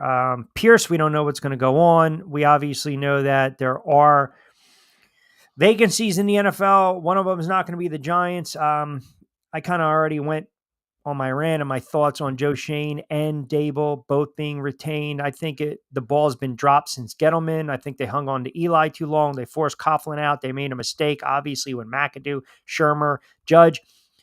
my only gripe, well, many gripes, is that Mara already came out and said, I'm losing patience, but doesn't really give any type of ringing endorsement that, hey, these guys are long term. Like, we're going to run it back with them. But if you're doing that, you're basically saying you're fighting for your job going into the season. You are a lame duck. So then what happens when they're 2-7? You know what happens when the pressure's on and then you get to panic mode and then you're desperate or you're irrational and you make bad decisions, bad choices, bad draft picks, bad signings. And I equate it to this. It's when I'm calling a fight and I'm seeing a kid in there, or I'm seeing a veteran fighter who's starting the fight off, or he's a natural orthodox fighter, and then for some inexplicable reason, he turns southpaw because he doesn't have a plan B. He's doing it not out of necessity because he's scared. He has no clue what the hell's going on. So for Mara to turn around a day after and come out with the statement and bring him back and not commit to at least 2 or 3 years, and then if you want to get rid of him, but at least commit. Go all in. And he's not doing that. He's basically saying they're coming back for one more year. So then what the hell happens if you look at their schedule and their lack of talent on the roster when they're 2-7 after 9 games? Then what? Then what? Like, it's inevitable what's going to happen. Unless they go and win 10, 11, 12 games and make the playoffs, these two are done. So then why not just start over and blow it up? Why? Because you don't want to be one of those franchises where you're hiring and firing people? I got news for you. You are, because you haven't been a friggin' winning franchise in 20 years. Yeah, he didn't want to wipe the egg off his face this season. He said, "All right, let's run it back. Let's give him one more chance." Maybe they probably had closed door meetings where Dayball and Shane were like, "Look, we give us one more chance. We can do this. We'll fix it to the draft." You're going to start seeing a couple fall guys on the staff. They'll probably get rid of like the cornerbacks coach or somebody like that. But we know what the real problem is with New York Giants. They just don't have a lot of talent in a roster, and that's Joe Shane's side of the ball. And then offensively, they've underachieved, particularly they signing Daniel Jones and letting Saquon Barkley go, never really fixing the offensive line. Um, it's just been a mess. So yeah, Q, I have to agree with you. If they bring back the same group, the results are just going to be insanity. The same thing over That's again. fair. So, Yep. it's going to be interesting. They got to move forward. They have to take a long look in the mirror, and that's hard for a lot of these GMs and coaches because a lot of them are egomaniacs. And as you said, they have their plan, their set way of doing things, and they'll just keep doing the same thing over and over and banging their head on the wall. And it's going to take an owner to kind of change things. But Mara, his judgment's been terrible. You ran off the coaches. I mean, McAdoo, Joe Judge. I mean, these guys were not prepared and not ready, and they took the word of these were Belichick disciples, a lot of them. They took the word of other people, That's a good point. and he's got to decide which way to go. A lot of times it may be a young coach who you have to get a longer leash to. Sure. But Dayball, he looked pretty good a couple of years ago, but you have to wonder, okay, was it Josh Allen and the offense around the Bills that made him look so good? So it's going Correct. to be an interesting offseason for the Giants. Worst thing they did is make the playoffs, right? Because then it's smoke and mirrors. Giants right now sit with the number 3 overall pick. Obviously, Tennessee, Cleveland, Giants 3rd, New England 4th, Jacksonville, we just mentioned 5. The Raiders, we don't know what they're going to do with Pierce. You got the Jet debacle. I told you, I said this on Friday. Aaron Rodgers was going to go and throw it 35 times. I think Aaron Rodgers is done. The Jets don't want him back. They're going to need a head coach. It is just remarkable when you look around the NFL. We knew some of these games were going to be a little goofy yesterday, right? And to be honest, if you're playing, you're again, coaching a certain way, you're almost saying, I'm not going to get fired, right? Let me get the GP Gasbom guys comment. I like to see where Lloyd is on Todd Bowles being a good coach for the Bucs. Now he is a unabashed Bucs fan. They want that Baker Mayfield, stick him in the Hall of Fame right now. Stick him in the Hall of Fame, right? Where are you with Todd Bowles? Yeah, Todd's an interesting guy because he's a defensive mind and that's his side of the ball. And yesterday it was scary because I thought the Saints were going to win that game for a good portion of it. Offensively, they seem kind of lost without Canales, and they're trying to get some kind of a game plan going there. Liam Cohen's coming over, and the pieces just aren't coming together. The offensive line is a little bit shaky, but good solid win for them. You can tell he's a player's coach because he wanted to get Mike Evans that, his Incentive. 11th Yeah. Yep. season incentives for the players, and they're all excited and happy. And, they're going to move forward into the playoffs. And that's going to be an interesting game with them. Been back and forth already in terms of, are they the early favorite or not in terms of that That game. game changed when Baker just kind of like lowered and cracked. I think it was the DB, right, to kind of wake up the offense yesterday. Look, Mayfield is a gamer. If they can run the football and they get Evans involved in the offense, I'm not going to sit there and say they're going to come on like they did against the Philadelphia Eagles, but that is a winnable game against Washington. I mean, if you wanted the best draw for Tampa Bay, it's Washington. It Because is. you got a rookie quarterback, right? And it's the playoffs now where you have a veteran quarterback in Mayfield who's seen success in the playoffs. He's been there before. He's been there. He's done it. He doesn't get rattled. So that's your best draw if you're a Bucks fan. It It is. really is. It is. It's a rookie quarterback, and that's the strength of Todd Bowles. He's going to dial up a game plan to confuse him.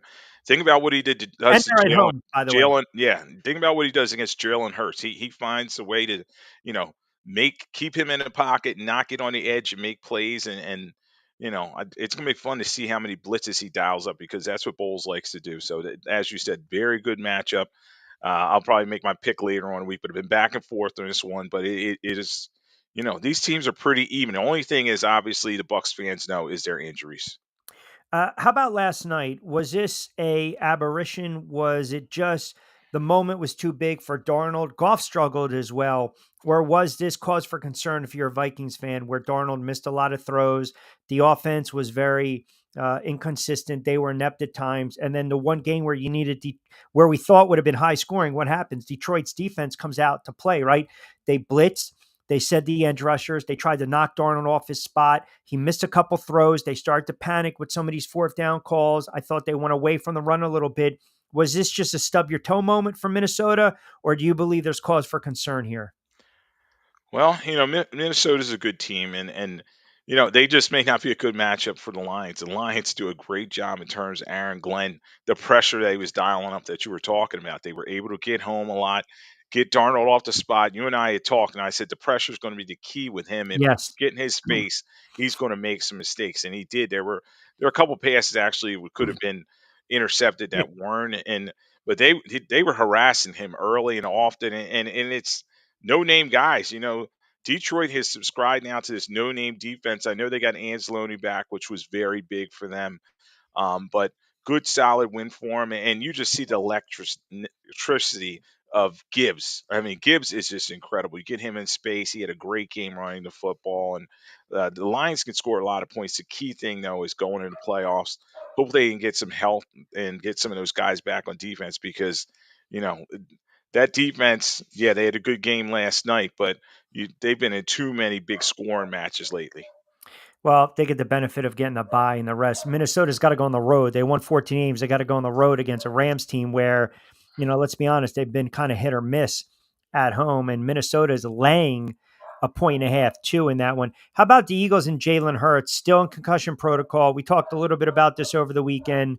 You've got a situation with Hurts where Tuesday, Wednesday, Thursday, Friday, got to get the reps in, maybe a walkthrough, a lighter day of practice, can't do any type of cardio, rust factor, cause for concern with Sunday's game. Yeah, it's something that the Eagles and their fans got to watch. And I just talked to some guys that were over there. He's still working through this thing. And you start to wonder is, okay, you hate to see it be a Tua type of situation where it was such a bad concussion that, he's having those cognitive problems and recalling plays and all those things that are involved in being a quarterback. So there's a lot involved here. Solid win for the Eagles yesterday. Obviously, it was all backups, but they got the job done. And I think they're going to lean on Saquon Barkley and that big offensive line to kind of drive this one home. I've been watching a lot of the Packers lately. They've been sloppy. And Jordan Love, he's a little banged up as well. So I think right now, yes, you have to look at the Eagles as a favorite in that game. Yeah, I think at close glance, because you're right. I mean, it's the injuries. What do you make of the Tyreek Hill situation in Miami? I mean, head coach pretty much came out and said he quit on the team. He took himself out of the game. And that's a perfect example of a player that wants to chase the coin and not chase the rings. And, his comments afterwards, whether it's the heat of the moment or pillow talk, he's like, hey man, the door's open. I want out. Yeah, he's trying to talk his way out of town, and this is the new NFL. They're trying to make a player control league. But I was talking to my son right now. He's a college kid, and they all think like the NBA. You know what I mean? Where the NBA guy says I want out, and they find a way to do it. But in the NFL, they'll make that guy sit there and think of Hassan Reddick, what happened with Le'Veon Bell, and it's going to be interesting to see how Stephen Ross and Chris Greer, their general manager, handle this thing. But yeah, Q, he's not helping in terms of his comments, and you can clearly see he wants to leave. But it's going to be on ownership's terms because he's under contract. He signed that extension not too long ago, so it's going to be interesting off season. Then you start talking about hold in, hold out, but the team has all the leverage in here. Did the fact that Josh Allen played one down to continue his quarterback streak record? I mean, whatever. I think it's a little fugazi. But be that as it may, if you look what transpired earlier over the weekend, and it's crazy, right? I mean, we talk about the MVP race, and here we go. Lamar Jackson. You and I talked about that game. I pretty much nailed it. I don't get a lot right, but I said it was going to be about a 35-10, 35-13 type of game. Lamar Jackson, a couple touchdown tosses, add another 63 on the ground. Here's Lamar Jackson's numbers for the season. Staggering. 41 touchdown passes, 4 picks, 4,100 yards, and then he also added another 900 yards on the ground, 4 rushing touchdowns. So basically 5,000 total yards of offense and 50 touchdown passes. Now, I will look like a complete fool and a coward if I backtrack on my Josh Allen is the MVP of the NFL. It is a Man Up Monday. I'm not going to sit here and tell you I made a mistake. That's the hill I will die on. But what the frig, Lamar Jackson, you look at the numbers now as a whole. Is Lamar Jackson the NFL MVP? Yeah, it's interesting because a couple weeks ago we were like, it's Josh Allen, and then I don't have an AP vote, but I had a vote in the past for the Pro Football Writers, and we did ours after the season, so our voting for MVP, and but should you do it like that though? Yeah, I mean, what if they both get bounced in the playoffs? Does that diminish the regular season? Yeah, right. Yeah, it definitely takes it away, and the thing is, maybe some of the ballots were in early, and maybe like a Heisman race this time, where some guys vote early and then you have the late vote that kind of pushes Lamar out there. But he was spectacular these last couple weeks, and his numbers are just astounding. I mean, he rushed for over 900 yards, broke Michael Vick's record there as quarterback, and then 4,000 yards passing, and his passing numbers and his passing ability is better than the 2 years he won the MVP. So he's got a good fight over that.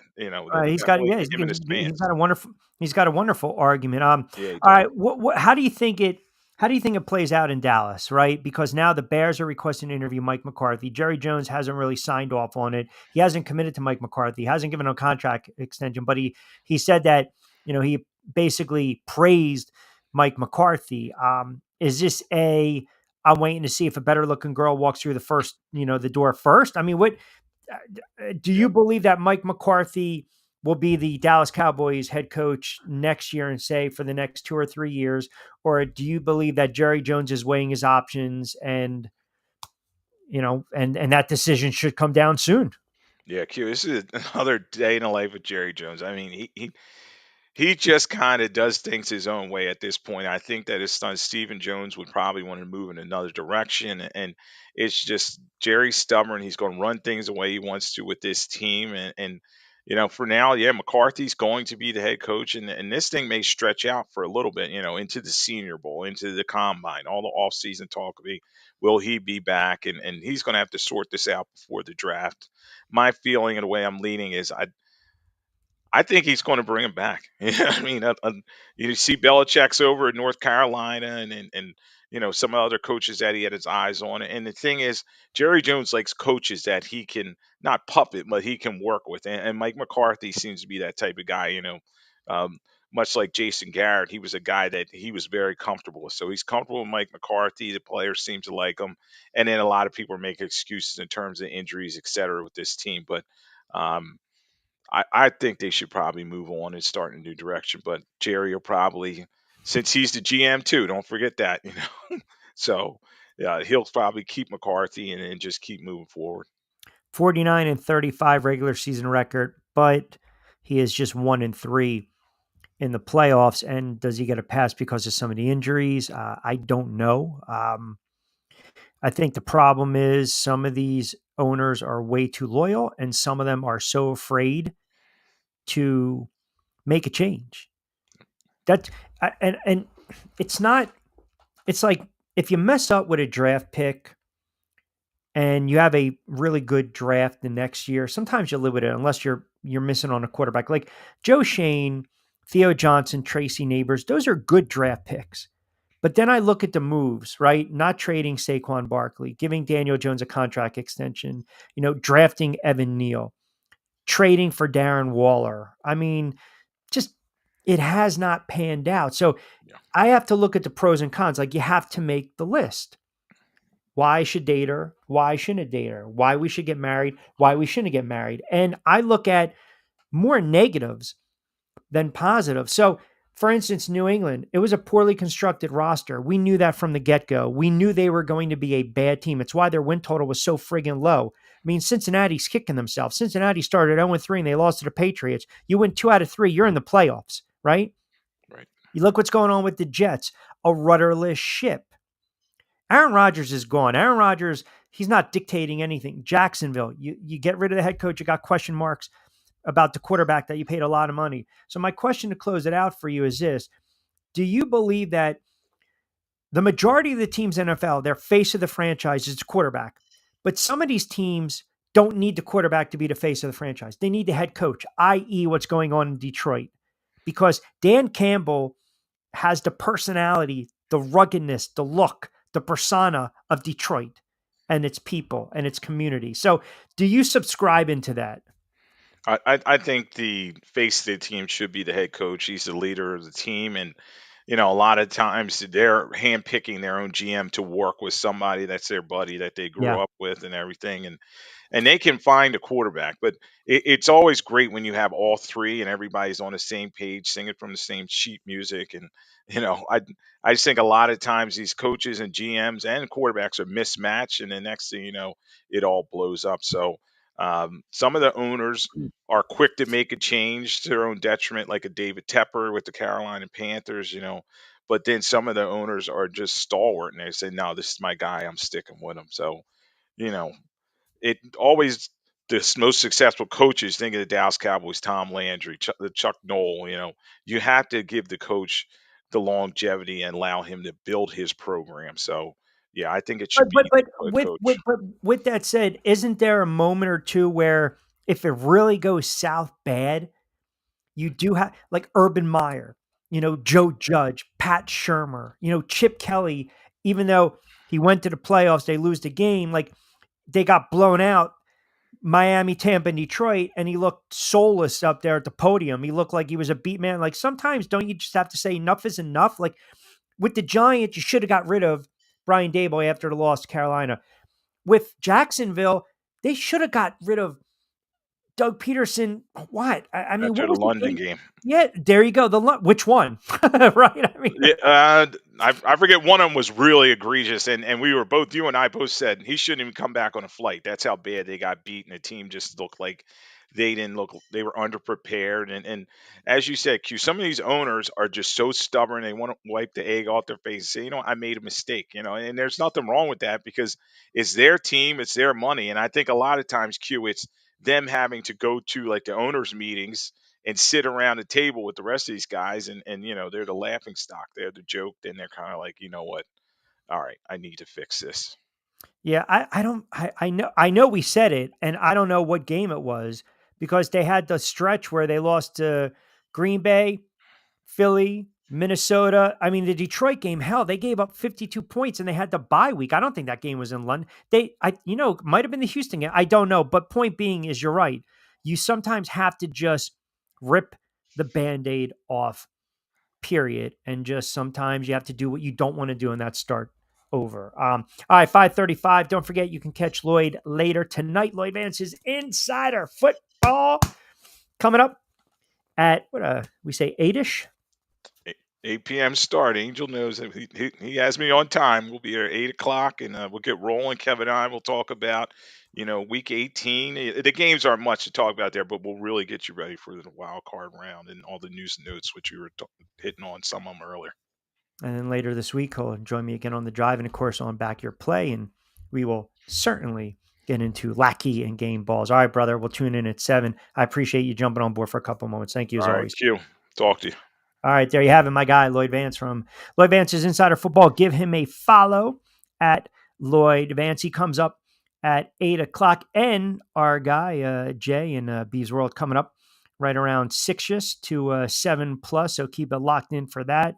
He does a very entertaining show as well as we're just building the content. We're growing the network right here on SR 1029 FM The Game. Paul in Boston chimes in. Q, I agree with you 100%. What the hell was the point of actually having Gerard Mayo out there coaching? You ruined the friggin' draft status. This is an absolute debacle. There's never going to be another Hoodie. There's never going to be a Bill Belichick. But I will say this. If you put together a bad roster, isn't the GM to blame? Yes. Yes, yes, yes. Agree. Now, one of the reasons I bring that up is if you look at what's going on in Jacksonville, and I will pose this to you guys and just chime in. It's a yay or nay. It's a yes or no. But for some reason, with our viewers, it never is. Is Trevor Lawrence a franchise quarterback? Do you believe Trevor Lawrence, in the right system, when healthy, can be an extremely successful quarterback? Can he win you playoff games? Can you have a high level of success with Trevor Lawrence as your quarterback? Now, mind you, Trevor Lawrence is just 25, 26. Trevor Lawrence in 2022 had a really nice season for Jacksonville. They flourished that year. Let's not, we have to be fair when we make this argument. They had that crazy game against the Chargers, and they also hung in there against Kansas City. Is Trevor Lawrence a franchise quarterback? I ask you, Angel. I had a suit. You've seen it. What do you think?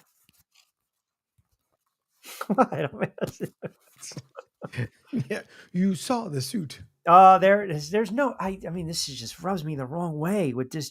There's no more mini screen. You are no longer the incredible Shrinking Hermano. You're grande, hermano. Do you think Trevor Lawrence is a franchise quarterback? No, I don't think so. I think unless he goes somewhere else and ends up resurrecting his career, I don't think so at this point. Well, why does he have to go somewhere else to be a franchise quarterback? You're saying it's not the right fit for him in Jacksonville? No, I don't think so. I mean, they've tried. I mean, not saying that Dougie P didn't try and trying to not do his best with them, but I think maybe a different destination. We had mentioned it earlier on my show. Martinez, a company that possibly, if you send him over to the Raiders, I don't know, maybe to Cleveland, somewhere else where he can kind of prove what's his worth is. Maybe do it that way. But I'm not sending it. First of all, hold on a second. He signed Angel. He signed a 5-year, $285 million contract before the 2024 season. Right. No, I get it. But at this point, who else can come in and try to resurrect his career yet again for a third time? Yeah, but how is it?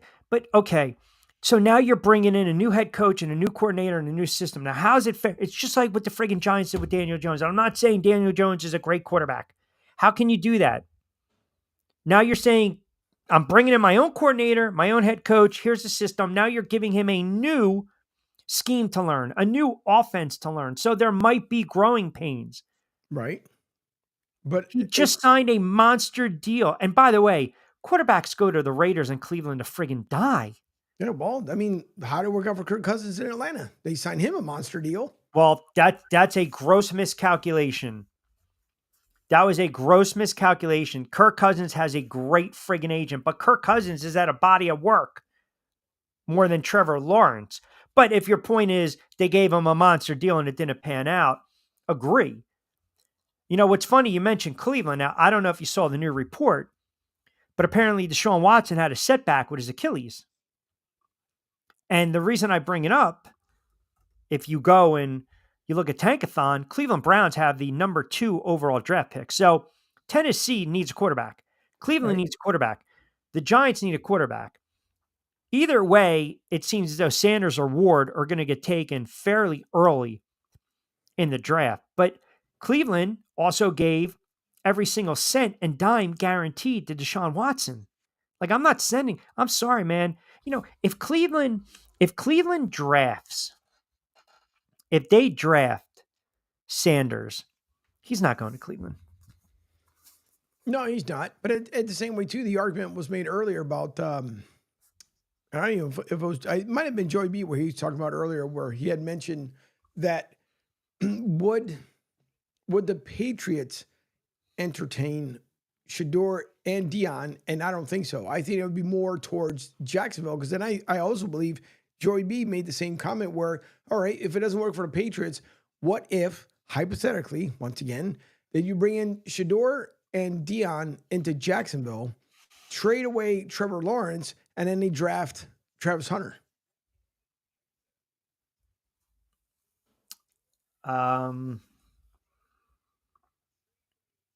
So New England's sitting at 4. Mm-hmm. So wait, say this one more time, because I need another cup of fresh roasted. You lost me here. Yeah. So he had mentioned, we were talking about different QBs and their destinations. Yeah. So Right. Trevor Scenarios. Lawrence Yeah. Right. So he was brought up in the conversation. We were talking about where would he be a fit somewhere else. So there was somebody had put out there that the Patriots would possibly go after Shedeur and Dion as the 1-2 combo. Oh, a package deal. Right. I don't think that would happen, because Dion stated that if he is going to go, he'd rather go to Florida or elsewhere. I don't see him going to get colder up in New England when he's already cold in Denver. Now, to clarify, Deion Sanders, head coach, warm climate. Gotcha. Okay. Right. So then Joey B said, okay, what about this combination? You ship out Trevor Lawrence for, cash incentive and draft picks to somebody, and then you bring in Dion, Shedeur, and then you recruit Travis Hunter. You can't do that. How the hell are you going to do that? You got one pick. It was a hypothetical. What the hell is it? Joey? Where's Joey? Lives in Denver? Yeah. Well, there you go. I think that explains it. All right. Ayuka. What's the word? Ayahuasca? I don't know. Ayuka, ayahuasca. Yeah, edibles out there. No, listen. I think at this moment, Tennessee wants quarterback. Cleveland wants quarterback. They don't want to deal with Deshaun Watson anymore, or Winston or anything. Sanders, if he's drafted by Cleveland, he'll pull an Eli. He's not going to go to Cleveland. And Tennessee is desperate for a quarterback. So it's going to be Ward, Sanders in one way, shape, or form. That's probably why I believe the Giants should turn around and trade their pick. Like, it almost seemed like it made sense somehow. So Brady likes Sanders. Right. He's mentioned it in the pod. He's talked about, the gamer and the kid and this and that. Now, who's more athletic? I think it's Cam Ward. I think they're both good quarterbacks. But again, and you guys I know you get on me, not you, but the majority of the listeners, I am not enamored by either quarterback. I don't think you draft because it's a sexy name. I don't. I think if you screw it up this time, you're screwed. I really do. I think if you make a mistake, and listen, New England turned around and they selected May with the number 3 overall draft pick. And he's shown great potential. Cleveland, they haven't gotten it right. Tennessee hasn't gotten it right. They need to get it right. Now, are you getting rid of the head coach? No. And if you look at Jacksonville right now is the 5th. They get the 5th pick. I can't see they invested, and I know where you guys are going to go with this before I even say it. They invested a lot of money in Trevor Lawrence. This is going to sound very familiar. They paid him based on a very good year. This is going to sound really familiar. And then he got hurt. And I think you have to have a little patience when the quarterback comes off of these types of injuries, i.e., Daniel Jones, big season, playoffs, got paid, got injured. He was never going to succeed with this regime. If Jacksonville brings in the right head coach and they implement the right system and they continue to build around Trevor Lawrence, I think the kid has talent to be a top 15 plus quarterback in the NFL. Now, by definition, that's not a franchise quarterback. But if we're saying, can you lead me for the next 6, 7, 8 years? Can I win a couple playoff games? It's not the toughest division. It's not. Right. It really isn't. I think they just got tired of Doug. I think Doug's still a very good head coach. But I also believe Trevor Lawrence, when he played, he did not play at the highest level. And yes, there's something to be said about that. But Houston took a step back. Indianapolis thinks Joe Flacco might be the answer over Anthony Richardson. I mean, think about that for a moment. And Tennessee has a horrible roster. So like Jacksonville, if you get it right, you can win a couple games. You can win a couple games. You can be competitive. And then anything happens if you win a division, you get a shot at the playoffs. I would not write off Trevor Lawrence just yet is my point. And I am not enamored with Sanders and Ward like everyone else is. I'm really not. As a Giant fan, the fact that they overreached for Daniel Jones at 6, it was a grave mistake. It really was. And they mishandled it from the get-go. If you're going to go that route, and Mara said priority is quarterback, does that mean a quarterback in the draft? Does that mean getting I know you guys hate the term, a bridge quarterback, a veteran quarterback? They're going to be just as bad next season. They are. Did you look at their schedule? They're going to be just as bad as this year than they are next. So that probably means you're going to be in the top 10 again. So if that's the case, and if you're not in love with a quarterback coming out, don't draft him. Be patient. Trade the pick. Get assets, and they don't want to do it. We see the name right away. And what do? Got to have this guy. Why? Because he's on the board? Because he's Deion Sanders' kid? Good quarterback. Hunter. Okay, are you drafting Hunter thinking for a moment that kid's going to play both sides of the football? You're not drafting him thinking he's going to be a part-time wide receiver. He's a fit somewhere. He's a player. I'm not necessarily, sold that it's with New York. I want to build a roster. And to build a roster, you have to acquire assets. And the only way you get it is stockpiling draft picks. I get it. The Bradys, the Purdy's of the world, those are once in a lifetime. Those are aberrations. But you can't tell me you can't get a project quarterback in the second round, or be patient and have a bridge or a veteran, and then think about the draft class coming out next year or the following year. And everyone tries to tell me, and they try to walk me back from the ledge, have patience. You can turn around. Look at Washington. Yeah, they lost 8 games in a row. The big splash was Bieniemy. Turn the offense around. It didn't work out. He's out of a job. Ron Rivera, he's a great guy. Hell of a coach. No, he's not. He's not a very good head coach. They got rid of him. They brought in a defensive-minded head coach. They drafted the right quarterback. They got rid of toxic pieces and players off that roster. And now look, they won 10 games and they're in the playoffs. I don't think it happens all the time, is my point. And I think you have to have some patience with the players. But I can't sit here and have patience with the GM that's made mistakes and a head coach that just lost his way. So it's like you fire these guys, you bring in a new GM, a new head coach. They want to implement their philosophies, and maybe they're not on the same page. I have no confidence Joe Schoen will make the right decision come April. I don't. I don't. And there's so many hits. And I know Jay's coming up and he mentions it. There's so many hits. Sometimes you overextend, you overreach. Pickett's a perfect example. Everyone said Pickett's going to be the franchise quarterback in Pittsburgh. It's so hard to be the man after the man. And it flamed out, and now he's a backup in Philadelphia. Yep. But you had a reclamation project in Justin Fields. I mean, have we even mentioned Trey Lance's name?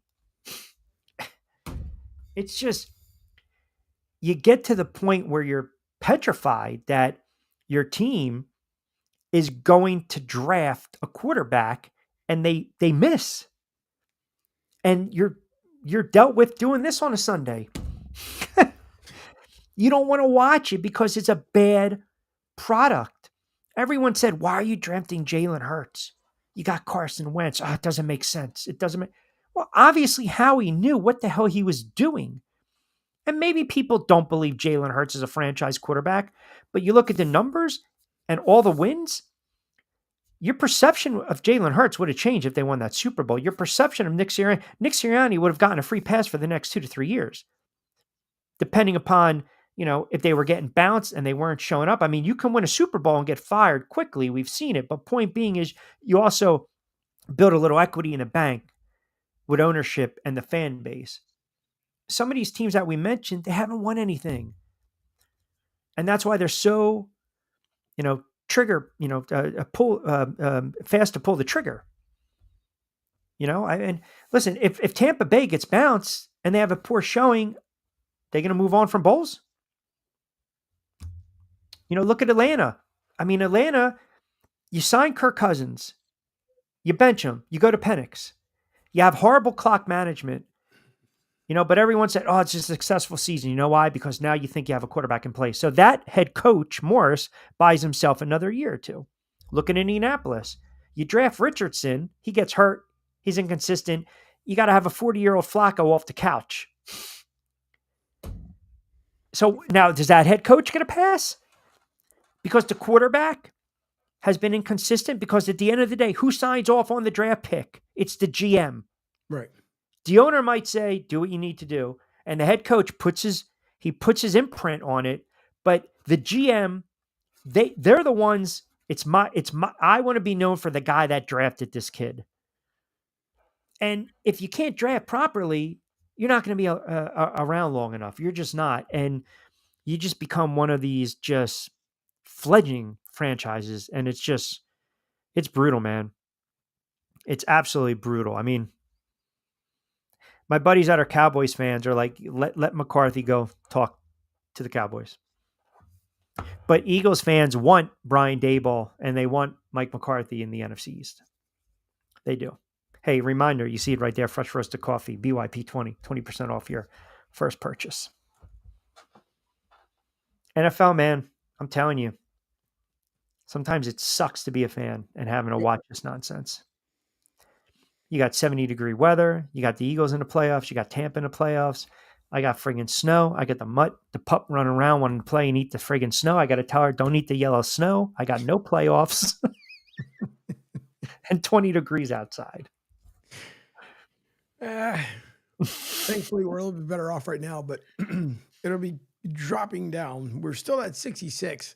We'll be going down to 39 tonight. And then tomorrow, the high will only be at 60. And then the next couple of days, we're in the mid-50s. By the way, just to clarify, because a couple guys are asking me, Andrew was asking me on Facebook, the concussion protocol with Jalen Hurts. Clubs cannot confirm what phase of the protocol players are in. So again, most likely Wednesday or Thursday, my guess is he will be cleared from the protocol after either Wednesday or Thursday. And that will give him, really Friday, walk around Saturday. There you go. Whoa. Do we have to, I mean, do we block the madman? I mean, he's faithful and you cannot take a shot. Go ahead, pull it up. Go ahead. I'm going to let the audience attack him for this nonsense. Kiki isn't the brightest bulb in the box. That's not true. My dog is ridiculously smart. Yep. I mean, she can leap tall buildings. She runs like a friggin' gazelle. All right, granted, she started to eat yellow snow. I get it. That happens sometimes, but still. Take a shot at the dog is ridiculous. All right. You got to start. I will not allow it. Got to start wrapping it up.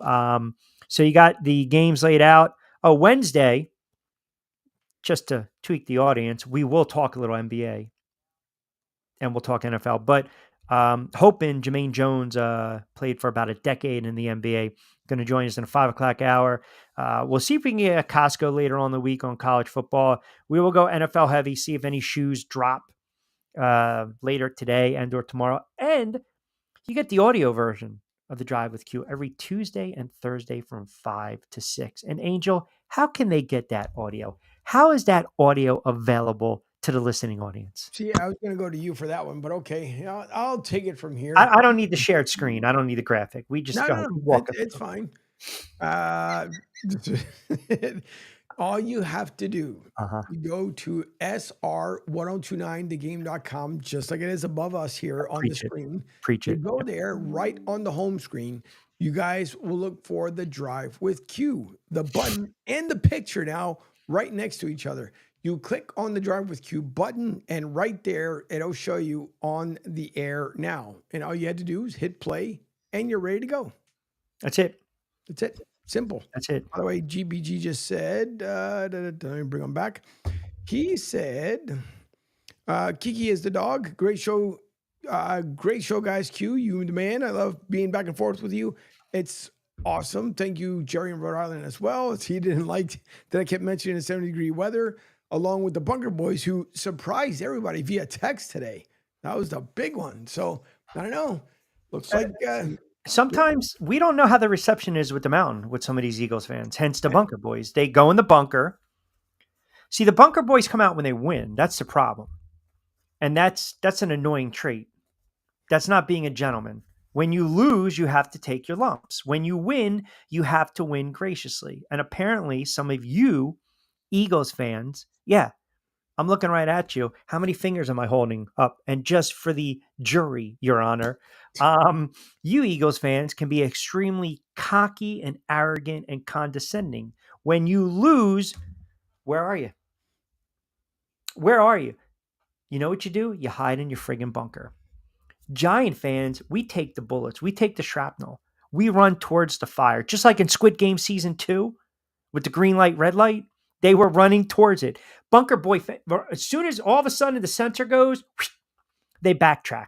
We storm the beaches. Meanwhile, what you friggin' do is you look for the best hiding spot. I cannot allow it.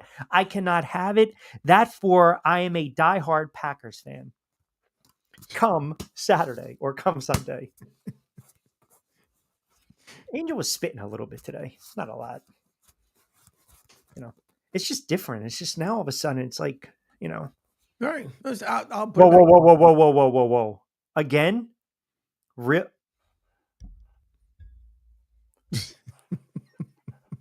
Back to back. Yep. And then the last one. They are. All right, we will start wrapping it up. Jay's coming up next. Keep it locked in. And then you got Lloyd Vance's Insider Football later on in the night. And as always, get social with us at CSN Florida, IG, Facebook, at Rich Q on Q. You can follow all our talent. As you guys typically do a fantastic job, follow Angel at SR1029 The Game. You can download the app. Keep the views and the eyeballs coming on the website. You guys have been fantastic. I will be back in the saddle. Audio version. Yes, I know some of you guys don't do audio. Audio version tomorrow, 5 to 6. Wednesday, 4 to 6. Thursday, 5 to 6. We're working out the kinks with the audio. Trust me. We might have the content video-wise 5 days a week. We're working on that as we speak. It is, as they say, a process, and we will just leave it at it. By the way, I'm glad that you enjoyed the movie Carry On. I'm glad I recommended it. It was terrific. It was gut-wrenching performance by non-actors that will win non-Oscars for Daggone Sure, but they probably will. Listen, everything happens in an airport terminal. Sure does. Everything. You can just sit there and the world just passes you by. All right. Again, tomorrow back in the saddle, 5 to 6. Appreciate all the comments, the engagement. Thanks for Lloyd Mance checking in. For me, Armando Angel Martinez behind the glass. We've been powered by our good friends over at Fresh Roasted Coffee. Not true.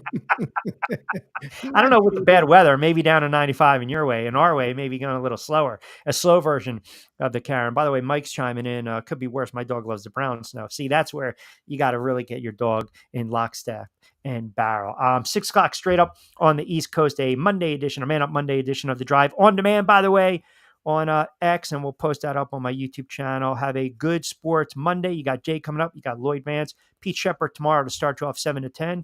And of course, on Wednesday, Pete again, 7 to 10. Martinez and Company, 10 to 12. I'll be back video-wise on Wednesday, 4 to 6. Audio-wise tomorrow, 5 to 6. Have a wonderful sports Monday. Be safe, be sound. As always, hasta luego, buen día.